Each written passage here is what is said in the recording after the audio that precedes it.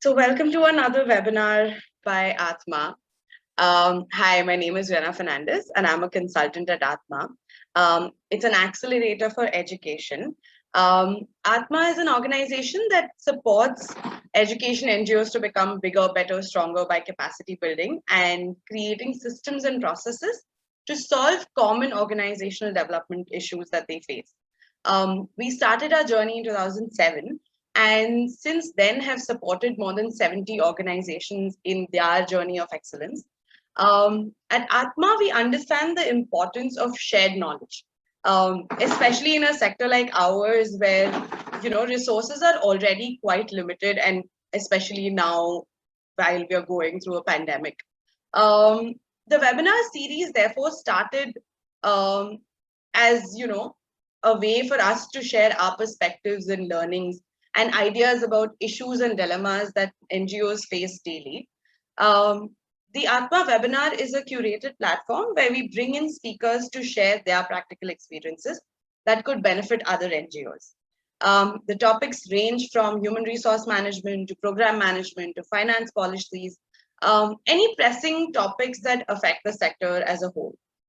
Post this session, if you would like any support from Atma, feel free to get in touch. The mentorship program through the Future of Impact Collaborative is also available to support NGOs such as yours. A little about the topic. 2020 seems to be repeating itself, right? We did not expect this to last for so long, but it has, and it's come back again. And just given the current situation, I guess it's time for us to relook at our programs. I guess last year when we were looking at our programs, we all thought this would be a matter of a year and we could go back to our normal operations after a year. So now, since it's happened again, it's time for us to sort of look back and see if we have a sustainable online program or something that is, easier to, still reach out to our children at this moment. I think one such organization that we believe did an excellent job with pivoting their program during the pandemic was the Apprentice Project, which took the program completely online last year since the aftermath of the pandemic. In this Atma webinar, we have Anand, the co-founder, CEO of TAP, who will share his learnings and advise us on, pivoting programs to an online model. Anand is the co-founder and CEO of TAP. He is a 2015 Teach for India Fellow and has worked extensively in holistic education and choice-based learning in the last 5 years. During the 2020 pandemic, Anand worked on pivoting TAP from a 100% classroom model to a 100% WhatsApp-based model. And through this has managed to reach more than 2,000 students in just the last year. And personally, like working with Anand, because I work with him directly as an Atma consultant, I've seen all the twists and turns that they've taken, all the thoughts that have gone in sort of, finally coming up with what it is right now. So really excited to hear about this from you, Anand. Over to you. Thank you so much for the introduction, Grena. Is my voice audible? Cool. Is my Yes, it's audible. So I'll share my screen. I have tried taking a fairly humorous take on the whole aspect. So most of them will be bad jokes. So please bear with me for that. I'm gonna share my screen in a minute or two. Give me 1 minute. Okay.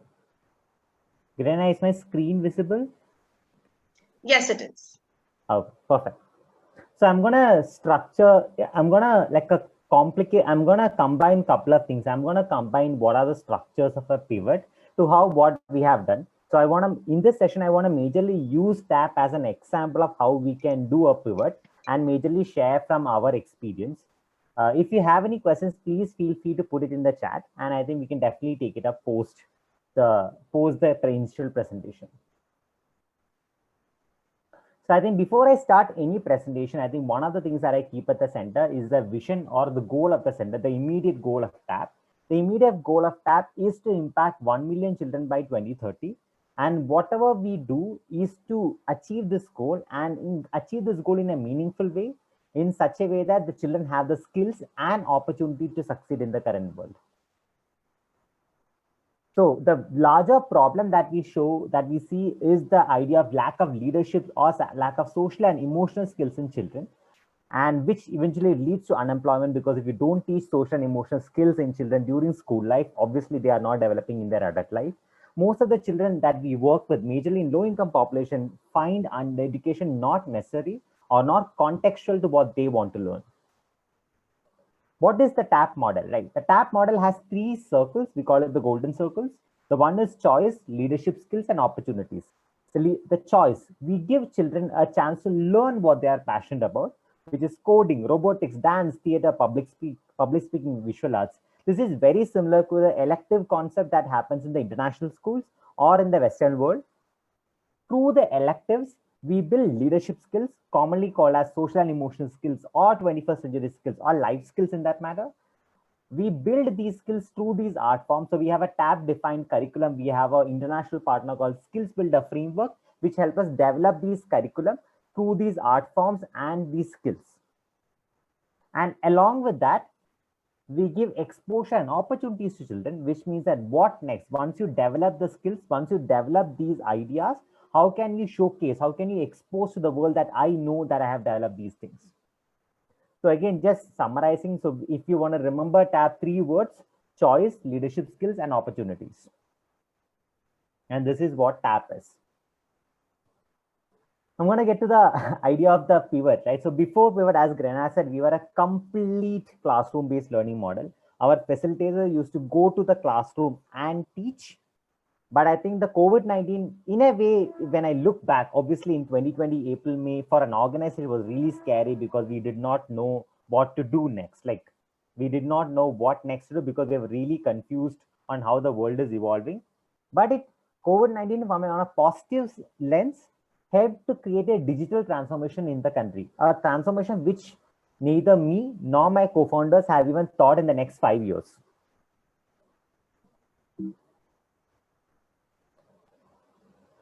Again, so we went from pivot to online. It's not easy. When we say it's a pivot, it's like a very famous meme from the Friends series. Pivoting is not easy. It's very easy to say that, hey, let's go from classroom to online. It never happens. We struggle, and most of the time, halfway, it gets stuck. And we have been across that 1 year. There has been multiple instances where we got entirely stuck because we did not know how to pivot. So in this webinar, I just want to give you a real life scenario of how we have pivoted, hopefully got the sofa all the way up, and what are the challenges that we faced. But yeah, it's not easy.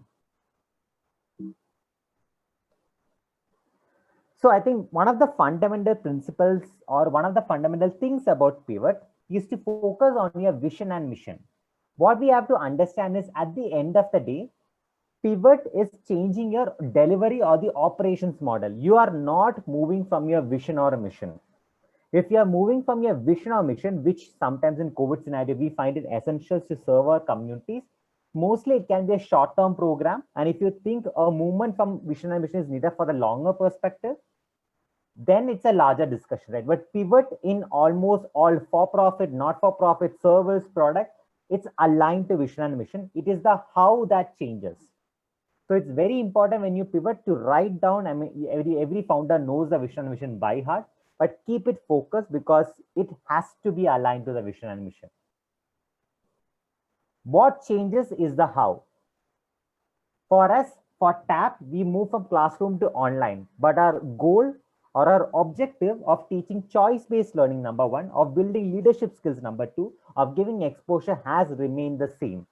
Instead of the classroom, we do an online WhatsApp-based learning. Via leadership skills, we used to develop to an in-person facilitator. We started creating videos for the same. And instead of the live exposure sessions, we started doing webinars of it. But the how changes. But as I said again, the vision or the mission never changes. It stays the same, only change the operations model. So again, this is what a quick summary of what of the change has been. So from 2016 onwards, we are hoping that at least in 2022 we should be able to come back to the classroom, something that we all want to do. We were a whole school intervention model. We were integrated in the school to school curriculum. We had a TAP volunteer / a facilitator who used to go to the school and teach these skills with the help of the TAP curriculum. And from there, we changed complete to an online learning model, which again involved video-based sessions, but focused on choice-based learning, leadership skills, and exposure. The method from classroom to online changed. Okay, now, as I said, I'm just going to go back to the principles of the pivot. The first principle is obviously stay focused on your vision and mission. The second part is context. I think, again, why are we pivoting, right? We are pivoting to because the context in which we are currently operating has changed. Now, iskile, there's an industry term called primary research. And general people who are experts at primary research are researchers. Like even if you right now, the way COVID-19 vaccine is developed is a lot based on these processes. Now, in the primary research, the idea of primary research fundamentally is to understand context in an objective manner, so that there are no biases for the context. There are generally two things to understand the context. One is what we normally call as need analysis, where we try to understand what is the need of the community, what is the need of the users, or what is a problem that we are currently addressing. The second is feedback or the update from on the feeling of community during the current context. But there are, again, if you Google on primary research techniques, you'll find multiple methods. But at the end of the day, idea is that you should have an unbiased idea. And when I say unbiased idea, from the opinions or facts said by your beneficiary should be very clear to you. So that is where we start with the pivot. If we don't do a primary research, then pivot gets very shaky. Second is Google search, right? Secondary research. Again, one of the most beautiful things I think has been the amount of free data that is available. I think for me personally and for my team, this has been one of the most pivotal tools. We have found so much information on how to pivot from classroom to online just by searching how do I pivot my training or my model from an in-person to online. The amount of research, amount of processes, amount of things that internet has is amazing. Industry again calls it secondary research because this is not the research done by us. But I would say fix a considerable amount of time doing the secondary research. Do not do the secondary research without doing the primary research, because otherwise we'll be searching without searching what we are searching for. Each search we should be very clear on what are we searching for, what are we trying to pivot, which is very rooted in our context or primary research, and then find proven evidences which you will get it from internet on different types of pivot that has been done, so that it is aligned towards your model. Again, when we pivoted, we supremely aligned to a vision and mission. After that, we try to understand the context, why this primary research we are doing, which to understand the context. Then we go to the secondary research, where we try to find evidence-backed models which has been very similar to us but has pivoted, so that our possibilities of failures are lesser. The second and third is document, right? Again, this is something that we did. So we have done multiple pivots across the last year, again, small pivots. First time when we did it, we did not document well. When I say document, so when I speak to my beneficiary, when my team speaks to my beneficiary, I get a lot of information. And what generally happens is I document everything in a minutes of meeting format, which is very complicated, because after 6 months, when you read through like 60 pages of minutes of meeting, it gets very confusing. So when you document with the purpose of analyzing. Like, I am going to use this data. Sadly, in most organizations, for profit, not for profit, wherever it is, most of the documents people don't go through because of the length and breadth of it. So document mindfully, document purposefully, and don't start something without documenting. Again, primary research. Secondary, again, looking at evidence-backed practices. Then document everything that you have learned and document vigorously. Okay, now this is the most interesting gap, right? So we are founders, right? we are founders or senior leadership. We are super passionate about what we do. We are super aligned and we are able to take that extremely risky calls to completely change ourselves for our program. But when I went to my team, hey guys, we're going to go from a classroom model to an online learning model, and this is what we're going to do. The first thing my team is, hey, Anand, we don't know how to make videos. We have never done this thing ever before. I said, we have to do bots in WhatsApp. We have never done bots in WhatsApp. What I was not mindful about the skill gap in my team. And because they were not hired to do this, they were hired to do something else. So again, can anything be done on this skill gap? It's hard because at the end of the day, you have to convince them, align them to get aligned with the pivot ideas. But also you have to be mindful, because otherwise the pivot, if your team is not on board, if your team is not ready to learn, it won't be successful. And for that, you have to first acknowledge that there is a gap. That's the first thing. The next is pilot, right? So we piloted the entire model. I'm going to tell you the actual model in some time. With 300 children, it was very shaky. Exactly like it. Half of the things didn't work. Exactly after, I remember we piloted for 1 month. We piloted exactly for 1 month with 5 courses, 5 choices to children. Within the first 1 week itself, my team came back and Anand, this model doesn't work. Because in classroom, everything looks perfect. Attendance was not a problem. Engagement was not a problem. But here, everything is shaky. So you have to power through the pilot phase. Again, we'll have to go back to documenting stuff. This might seem very simple, power through what is not working. So there's a famous statement that we in TAP use. It's called, solution is not your friend, problem is your only friend. Because the problem stays with you. The problem never leaves you in a bad or a good way. So understand the problems of the pivot, understand and stay close to your problem, right? So understand what is actually causing the root causes of the problem and document it. Even if you forget, okay, this solution, that's all right, but never forget the problem, because that is what we are trying to mitigate in the further pilots. But pilot is going to be shaky, and to be very honest, a lot like disappointing also, because you're really expecting around 70-80% results, but you'll be getting around 30-40% of it, because that's why it's called a pilot. Again, this is what we did from our perspective. We started with primary research. Yeah, so from our perspective, we started with primary research, where we asked our children.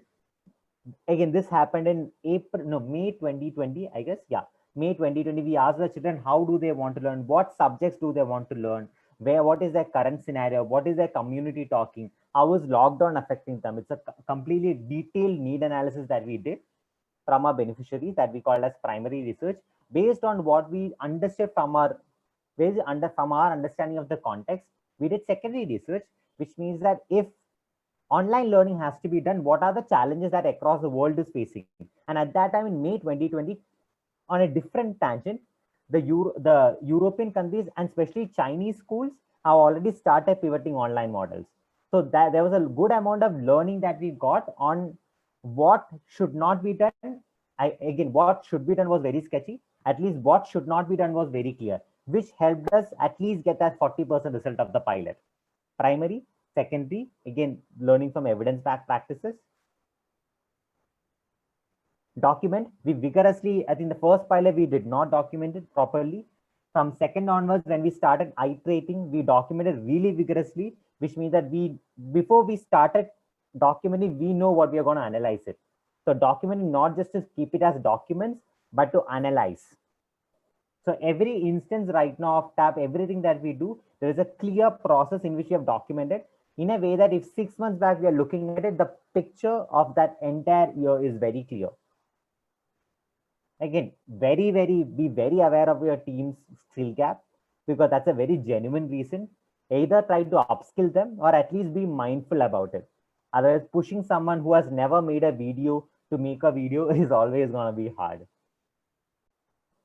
Pilot is going to be sketchy, but pilot we have to do with some amount of children, with some percentage. If you're looking at a target size of around 1,000 children, then at least with 20% of the sample size, that's what the pilot normally looks like.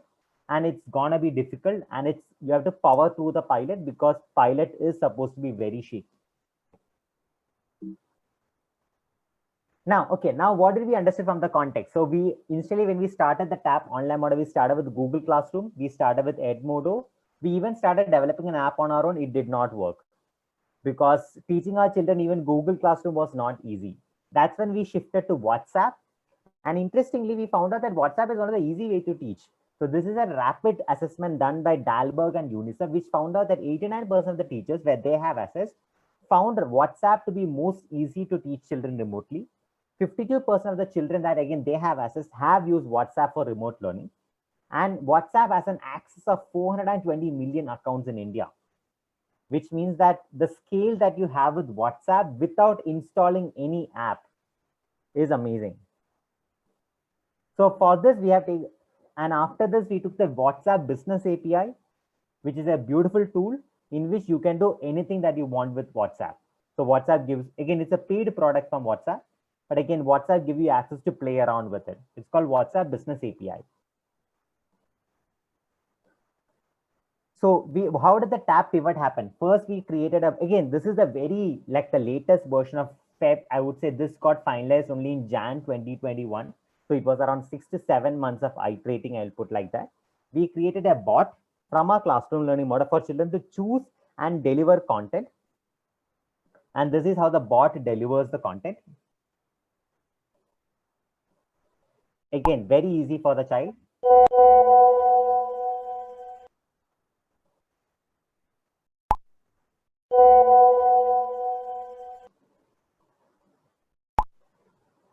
So again, we went back from a manual WhatsApp-based sharing to a bot delivery because the bot gives a lot of flexibility to a child, especially in terms of content dissemination. Second, we went to video creation. So earlier we started sharing, initially when we started making this, it was mostly, what do you call it, posters or PDFs that we used to share. That did not work. Then we started shooting stuff. That also did not work. Then we started getting softwares, and this is the final version of those videos. So even in the content of the videos, we went to 2-3 iterations. So right now we use a software called, I forgot, VideoScribe to create the videos, which helps us create interesting videos for the children. And I think if the video quality or the video's interesting level is lower, obviously the engagement in the whole course also goes down. इस course में हम सब मिलके जो topics cover करेंगे उनमें आप सीखेंगे balloon powered rocket, marble runs, catapults, ये सब.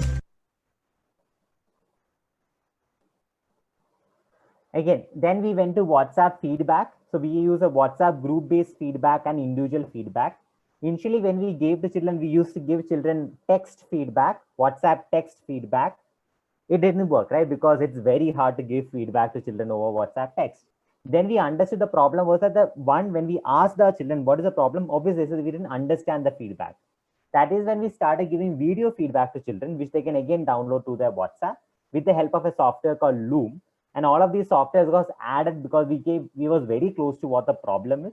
So I'm going to show you how one of the video feedback that we give all the way pivot from a text feedback to a video feedback.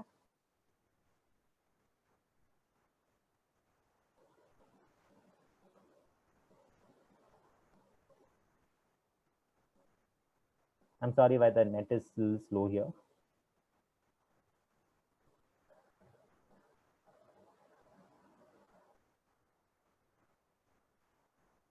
Okay.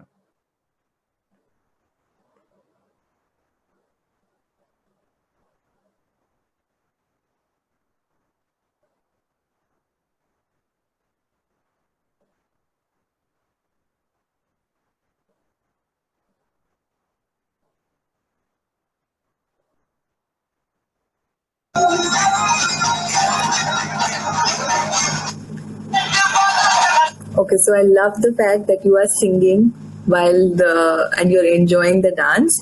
So and I love how you did the whole thing. You got the steps, you got the beat. So again, we use our amazing volunteers that we use in the classroom-based model to actually give feedback to children in a video-based manner. Then again, the most important question is how do we keep the engagement of the children up? And this is where again we found that the children obviously don't want to enjoy, because when they're alone learning in the school, I think their competitors are going outside and playing or going here and there to sitting in front of a phone from a human-centric way and learning. And obviously, there are two things that we found, we think, again, I'm using the word we think that children does on their own is social media and playing games. So one of our team members did an extensive research on gamification. And this is very simple. When we say gamification is giving rewards and points to children so that they keep motivated. So we did a, what you call a mobile version of a web app version of gamification. Again, using a lot of open source tools and plugins. So this is what we did in gamification. Okay, sorry.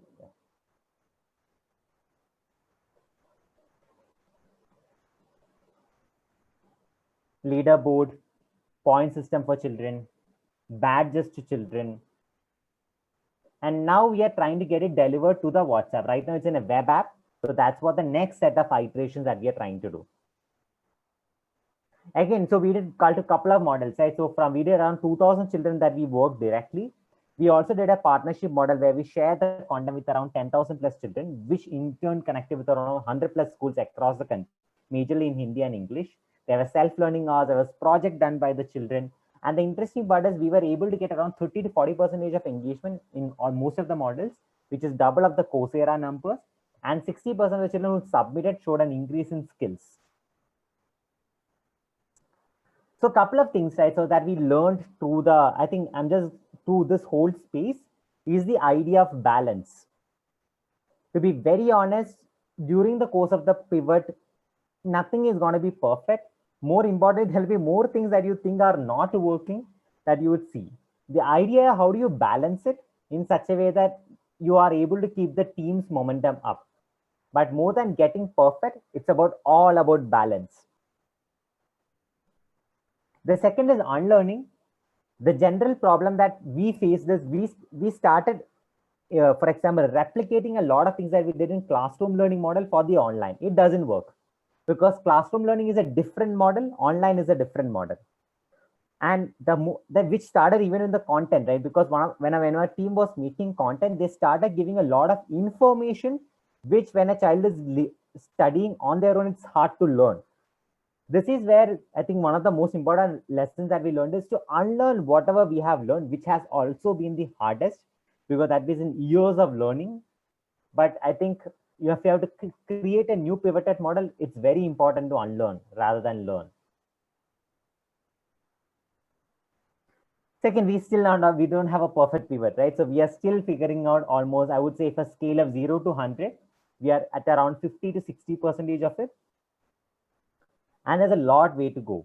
So I think rather than saying I have failed or I have been successful, it's a learning process. And it's very important to understand what worked and what didn't. Because the idea is you're creating something very new, which you have not done before. That's why we are pivoting, which means that it's very important for us to also acknowledge that we may not get a perfect product anytime soon. The fourth is idea of partners and support systems, right? So I think we are all in a very difficult online world where we don't even get our teams together in a room. Find your own support systems inside your office, inside your company, which you can talk to about the problems so that they have an open space.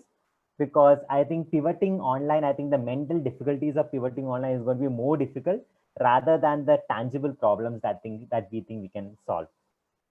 And also collaborate, because I think between each other itself, there can be a lot of ideas, a lot of things that could be done. So yeah, I think finding those partnerships are very important. I'm going to stop sharing my screen. That's it. That's all what I have to say. If you guys have any questions on how the tab pivoted happened or anything else that you want to go slightly more technical, let me know. I'll be happy to share. Thank you, Anand. That was really interesting. Also, like, I'm really happy about, like, I think one of the things we were thinking about was the whole, right now, everybody's quite exhausted with technology and like everything that's happening. I was a little concerned about how the session is going to be. Your session has been like very, it was fun. It was, there was knowledge, but it was also not too heavy. So thank you for that. I just quickly want to open up for questions. So guys, you can put your questions on the chat box. I have a few questions that have come right now. The first one is, could you talk a little bit more about, the time that you spent on the primary and secondary research, and how did you, and like what that really entailed, how much time did you put in it? And the second question is around how did you choose the pilot group? Perfect. So I think first, I think we started pivoting in around May, I guess, because April was majorly relief. If I'm getting the months right, May we started pivoting. At that time, I think the first 2 weeks was entirely on primary research, and the next 1 week on secondary research. So 3 weeks went entirely on primary and secondary research. And we were very sure that, I would say why those 2 weeks on primary and not on and 1 week on secondary, because that 2 weeks helped us get a lot of information on what is the current scenario of the children, because we were a little worried on how our communities are responding, especially in 2020, with all the intense lockdown. So we did multiple calls, and I think all those calls are very segregated. And what do you mean by segregated? It means that, so we took at the total bandwidth size of our team, and we got around 20 to 30 people to make calls. We kept a time limit of 30 minutes to 15 to 20 minutes per call plus 10 minutes of logistics. So we wanted around 15 hours of calls to be done, 15 to 20 hours of calls, plus documenting, analyzing, and stuff. So keeping all those time limits, we segregated our children into multiple categories. One, on the income level, there are a couple of children who are extremely lower income level, which we assume that will be more affected by lockdown. That's number one. Second, on primary and secondary, which means the primary children and secondary children. Third is girls and boys. Fourth is children who have been part of different courses. So we put a sample set of all of these children, which is 2 to 3 children approx. I don't know the exact number right now, but we segregated and did an equal distribution so that when we analyze it, we have a fair group. And that is how the primary research happened. And again, the same thing repeated in the pilot. So again, with the children that we have, we again differentiated into so we had put a number of children that we can work with. So we took a call that, okay, we are not going to work with the whole children unless we have the model, right? That I believe started from May end till July. We did 2 months of pilot, one and a half months of pilot. There, I think, again, the same distribution, age group wise, girl, boys, course wise, very primary demographic based distinctions we did. And then the interesting part is, after the first set of primary and secondary research, I think this was in October, when the team came up and found out that, hey, Anand, we are still piloting. And initially when we did the research, we found a lot of information. We are still improving our model. Why don't we set this as a practice? So a couple of team members came together and created a new vertical, which is very common in for-profit, called user experience and user research. So we set up that vertical, which is as simple as asking children, how is it going? So we learned about, again, these are all Googleable information. These are not like complicated information. We Google how to set up a user research, I mean child research and child interface, child experience vertical. And then we found out that the user net promoter score, where we found out how Uber and Ola uses user experience and how they collect information. So yeah, so right now it's more like a system right now, where I think every week we spend around 10% or 15% of our time only on collecting data, and 10% to 50% analyzing the data. And when I say data, specifically related to child experience and feedback.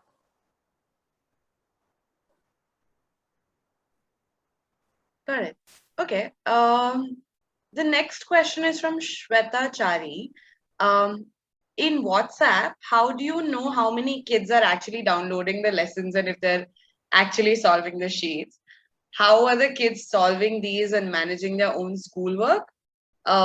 What is the mechanism used to timetable TAP's work along with what their own school timetables are? Perfect. So I'll say that initially when we started with WhatsApp, it was very difficult. Exactly like you said, we had to get confirmations from the children, which doesn't work, which doesn't work. This is where we learned from WhatsApp Business API. So what is WhatsApp Business API? So if you guys have used Make My Trip or Hostel World or any right now for-profits as startups, what they do is their entire customer care is happening through WhatsApp. which means that someone sends a ticket via WhatsApp and you kind of respond to that and you get the information. This whole piece is called WhatsApp Business API. This is a paid service from WhatsApp.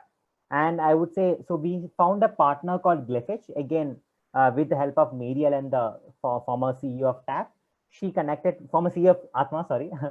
Yeah. She connected us to Lobo, who runs an organization called Glyphage. So they have a end-to-end backend system where every data is recorded. So when the child submits, it gets stored somewhere. So yeah, in short, the answer is using WhatsApp Business API. And right now that is easily feasible, but that's a chargeable thing. Not much, not I think around 10 paisa per message, but very cheap, but chargeable. And with the help of it, there's a backend interface where someone can log in and see all the information. And how do I know that? How do we know that the children is actually solving the sheets? Because after each video, there's a specific instruction given for the children to submit a specific action or do a specific action. They have to send a video or a picture of that. And again, through WhatsApp itself. So that's how I know. Right. How is the TAP timetable linked to it? So we work closely with the school. So if I want to pitch TAP, it's more like an enterprise product where we first talk to the school and be part of the school timetable, which means that right now we have Akansha school as a Akansha school system as the partner. So they anyway have online classes running. So there'll be online plus TAP, and we will decide what that slot is.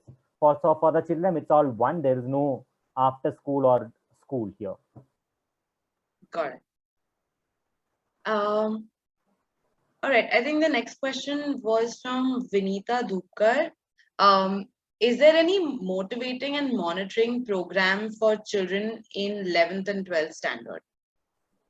Yes, I would say, I think monitoring was entirely done with the help of WhatsApp Business API because all the data gets stored, including the engagement percentage of children. Well, how many of them are texting, how many of them are not texting, number of text messages that they send entirely. And all of this is done with the help of a vendor. So that's how the monitoring process went. I would say motivating factor is when we started, again, gamification or what you call a leaderboard, where I would say, how does motivation happen? So children, especially, so the struggle that TAP is, at the end of the day, TAP is a service to the school system, which means that we do not know children that well as their teacher, which means that obviously they know that they can skip TAP class. It's not a big thing. So what we started is, we started giving points to children. And this is not for just 11th and 12th grade. This is from all the way from 4th grade to 12th grade. So for example, if you're attending, if you're accessing the content, which means that you're downloading the content, you will get 5 points documented through the tech vendor. And if you're downloading the content and submitting and uploading, you'll get 10 points. Now, what do you do with all the collated points? Let's assume that you have 100 points. You can utilize it for exposure sessions. So again, I'm using Atma had connected us with an organization called SOAK. So SOAK is connected with a lot of artists. These artists are industry professionals like who are fashion designers, who are performance, etc. You can attend workshops by them. So you'll be getting an entry pass with those tickets. So yeah, so that's how it went for all children. So the motivation factor was that exposure workshop, and also badges were there. That's for smaller points.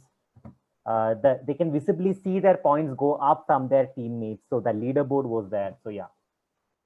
And all of this, you will get applications. You don't have to develop it. So when you Google it, you will find partners who can give you all of those things. Or even you can do manually also. Right. I hope that answers your question.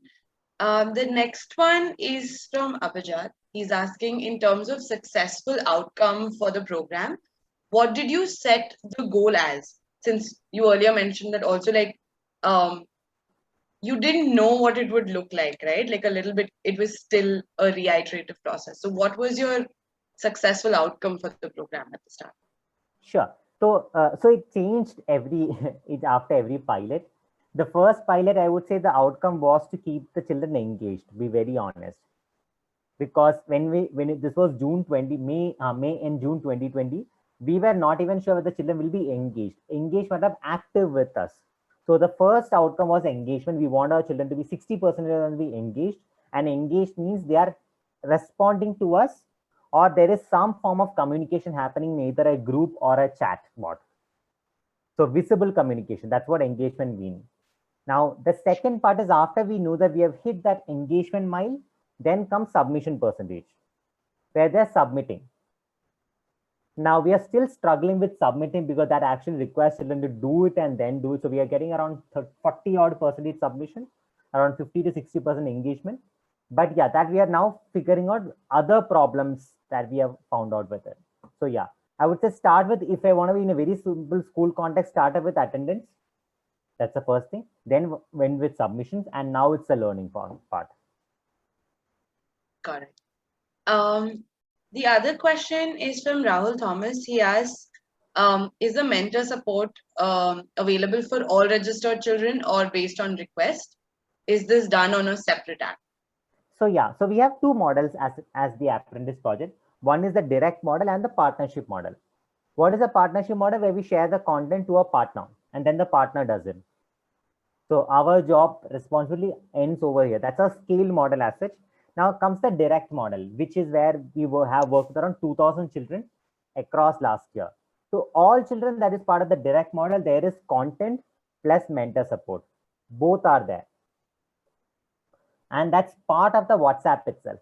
Now, how does the mentor support happens? Again, two things. So there is a WhatsApp group for community, which is 20 children plus one mentor in case of random doubts. And second, for each submission that the child does, there is a video feedback that goes. So are all submissions checked? Yes, for sure. So that is where we have a huge set of volunteer mentors, again, used from our earlier models, who is mapped to 20 children, and they measure the submissions. So yeah, and they actually correct the submissions. And after they submit, they send video feedback. Initially it was chat feedback. Now we are moving to video feedback. Right. The next question is from Shweta Chari. How are you developing the content that the kids are using? How is this being designed, keeping in mind the gaps in learning outcomes that already existed pre-COVID? Correct. So I think, so there again, the content also, that's everywhere we use the same format. We use the primary research and the secondary research. And again, I'm repeating those words because that's a common research format that you will see across the globe. We found out what are the again, from a primary research, we understood one, what does the children want to learn? A. And second, where are the gaps? What are the gaps? Luckily for us, we are in a co-curricular space. So academic gap is not a big thing for us. If we were in the academic space, I would have used that primary research to understand how much is the academic gap. Then after that comes secondary research. Secondary research, so to be very honest, there are a lot of curriculums across the globe, starting from national curriculum framework. It's a performance arts curriculum to visual arts curriculum, which are nationally developed, which tells you which child should learn what at what age. Now that is where again we use a lot of research to understand what should we teach them. Now, what does the developers come in? We call them as content developers and designers. They develop and design in a way that it's child friendly. It's fun, lot of colors are used. There are not too long videos. The videos are under 10, 12 minutes, all of those stuff. This is one way of looking at it. The second way is, as soon as the child gets registered, the child does the first activity. This activity is called pre-test. In the pre-test, we get an idea of where the children are. Let's assume that there are 5 goals: creativity, critical thinking, confidence, collaboration, etc. With the help of an international partner called Skills Builder Framework, we actually measure where the child is. After that, we set a goal. Okay, let's assume that you are finishing 10 activities in this course. You should go up by level 1. So it's a very goal-based approach after that. But initially, when we did not know, we did the same approach. But it's a lot of asking the children and a lot of research, because at the end of the day, we strongly believe that there are beautiful research in this planet, and it's very important to utilize it rather than recreating everything on our own. All right, I think that's about all the questions I have in the chat box. There's another question that's come up right now. What is the sample size used in primary research and the data collected? And is the data collected from children directly? Correct. So I think sample size that we use was around 3, sample size of the primary research, generally 10 to 20% of the sample size. So let's assume that we are working with 2,000 children directly. So around 200 to 400 children. Now for TAP, that is possible because we have 100 volunteers. So our entire data collection is very easy for us to do. But I would say more than the percentages, look at the time limit, because for each interview that you do with a stakeholder, it takes 30 minutes. And like if you have, that depends on how many staff do you have. The lot, a staff member can do maximum up to 20 hours of calls per week, not more than that. It's not humanly possible. That means 40 interviews. So you can play and plan around the time of it. If I go with the research percentage, it's around 10 to 20%, 10% at least. But yeah, for us, it's easy possible because we have a huge set of volunteers. We have 100 plus volunteers. So getting that information is easier. Yeah, Anand, did you see that? Like, yes. Name of that framework for the measure of weather change. Yeah, I'm going to give the link right now in the chat. Just give me like a minute.